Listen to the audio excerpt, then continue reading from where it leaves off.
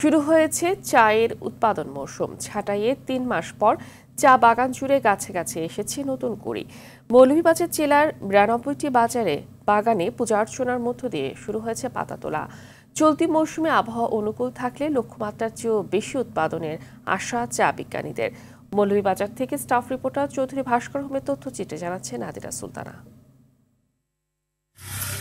প্রকৃতি নির্ভর কৃষিজ পণ্য চায়ের ভালো উৎপাদনের জন্য প্রয়োজন পরিমিত বৃষ্টি এবং সূর্যের আলো। মার্চের শুরুতে একটু বৃষ্টি হওয়াতে গাছে আসতে শুরু করেছে নতুন কুড়ি। এতে বাগানে ফিরছে প্রাণচঞ্চলতা।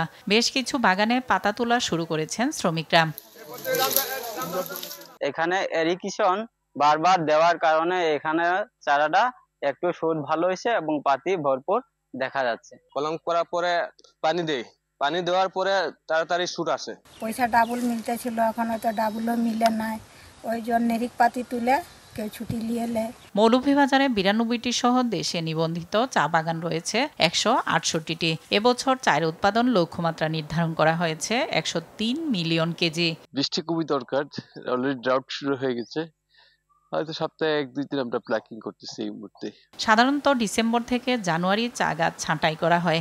এ সময় উৎপাদন বন্ধ থাকায় গাছের পরিচর্যায় ব্যস্ত থাকেন শ্রমিকরা। আশা করছি এবার ভালো হবে এবং কোয়ালিটি ভালো হবে এবং এরপরে এদিকে চায়ের কাঙ্ক্ষিত লক্ষ্যমাত্রা অর্জনে মাঠে কাজ করার কথা জানান এই কর্মকর্তা। আবহাওয়া প্রকৃতি আমাদের অনুকূলে এবং আমার মনে হয় যে আমরা খুব একটা ভালো অবস্থায় ইনশাআল্লাহ এবছর আমরা আমাদের টার্গেট পূরণ হবে। বিগত বছরের লক্ষ্যমাত্রার চেয়ে চায়ের উৎপাদন কম হয়, তবে এবছর অনুকূল আবহাওয়া পেলে লক্ষ্যমাত্রা ছাড়িয়ে যাওয়ার আশা চা বিজ্ঞানীদের। নাদিরা